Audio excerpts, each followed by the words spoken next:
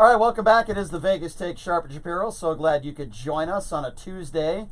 By the way, if you're not able to listen to us live on the radio or you want to stream us live, well, guess what? We're going live streaming on YouTube right now. You get to see my ugly mug every day. I know that's what you all want to see. JD, I'm catching the glare from Mr. Shapiro's head. You know, kind of bounces off over here and get a little. JD, how do people? JD, how do people find us? All I can see is a 6'10" Stretch Sanders looming in my.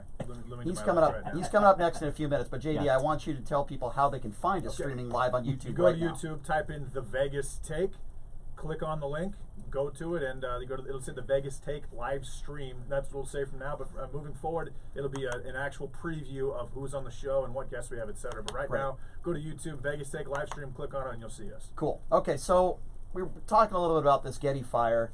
Seems to be getting worse and worse. And then even somebody, when LeBron James is tweeting about it, people seem to definitely pay attention. Sadly, it takes that. But LeBron was having an issue with finding a place for his family to stay last night. That's how bad this Getty fire is. So the man joining us on the line right now, former news anchor and reporter here at KDWN, now out there at KNX Radio in LA, Brian Ping. Brian, thanks for joining us. How are you? Good morning, Brian. Thanks for coming on. We appreciate it. What's okay, up, so talk to me about how serious this Getty fire actually is. You've been covering it nonstop since the beginning. What is the update you can give us on what's going on out there?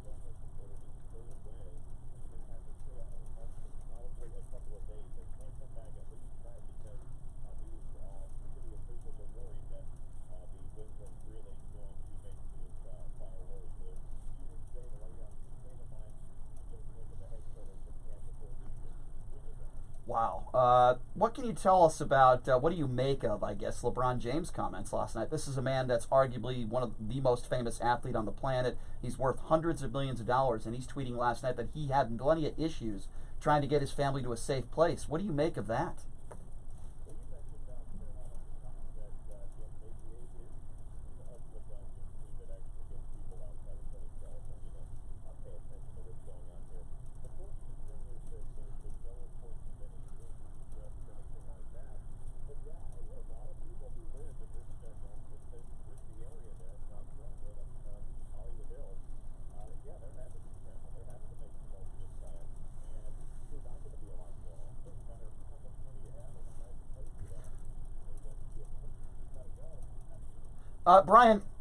Brian, can you describe where these fires are exactly? Is it right off of the 405 in the middle of the city? And how is it impacting the commute?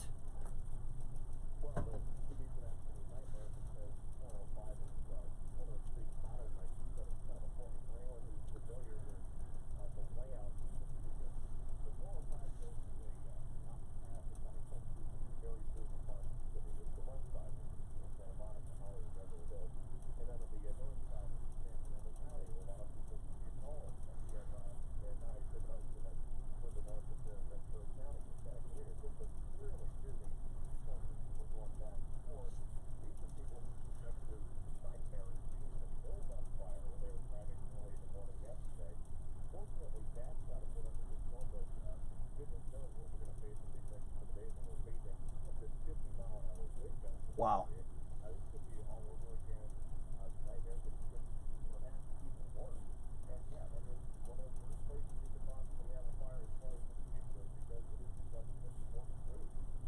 Brian, of course, with natural disasters like this, the focus is going to be on the fire and what's actually taking place there. But what's the situation regarding some of the outliers, as well as like electricity, for example? Obviously, millions of people are at risk when things like that go down. What's the situation with the grid there in Southern California, and how that could affect people?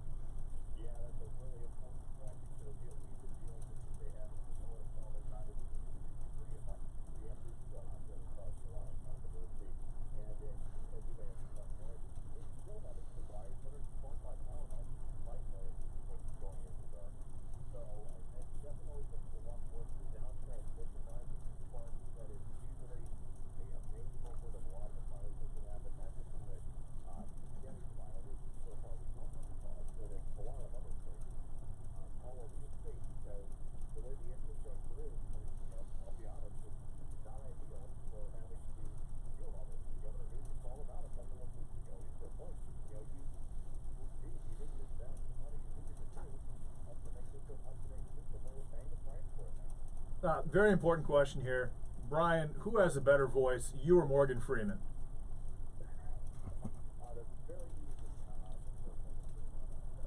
All right, we'll go back to the actual fire. Can you talk a little bit about the evacuations? How many people are affected here, and how long will they be out of their homes for? I know that's a tough estimation for you to answer, but what can you tell us? Well, what I can tell you based on what we know is that the red flag warning is being light fire conditions. That lasted until 6 o'clock on Thursday, so we're just going to have to see how the fire is on. The weather's going to continue to spread onshore and even dry all the way through the weekend, so we're not going to get much sun this evening. Dipping to the sea breeze, we really don't. It's an absolute wind storm. So this could be multiple days. If you're out of your home right now, under that mandatory evacuation order, it won't be until at least Thursday night, if not later, that you'll be able to go home. Wow. So Brian Shapiro brought up, of course, LeBron James. Interested in the situation. The Clippers, of course, played last night down at the Staples Center in an NBA game. I understand that this is kind of trivial when we're talking about sports and a disaster like this, but what is the expected impact when it comes to, whether it's UCLA, USC, other, sporting events around town, the LA Kings, for example, as well, too. Has there been any talk about how that could be affected moving forward here for the next few days?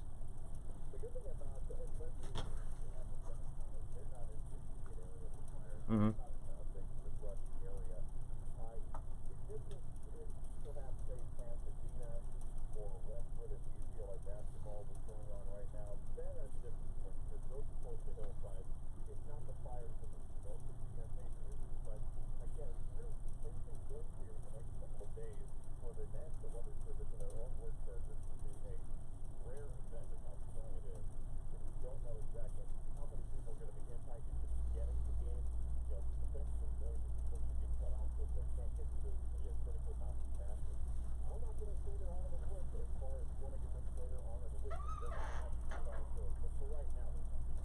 Any word on how this fire started? I know there'll be an investigation, as there always is, but what is your educated guess as to how these fires, this fire particularly, got started?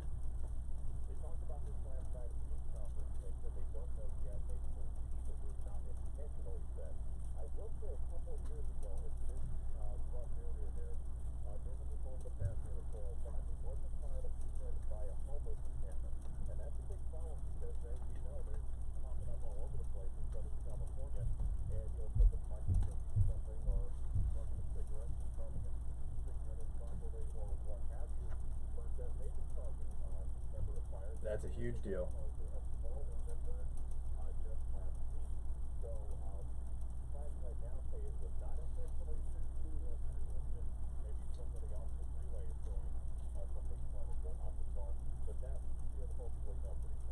Brian, I always appreciate it when you take some time to join us. Thank you for your insight there. Stay safe, and we hope this thing gets taken care of as soon as possible. Obviously, a lot of people affected by this. Brian, thank you so much for your time. We really do appreciate it. Thank you so much.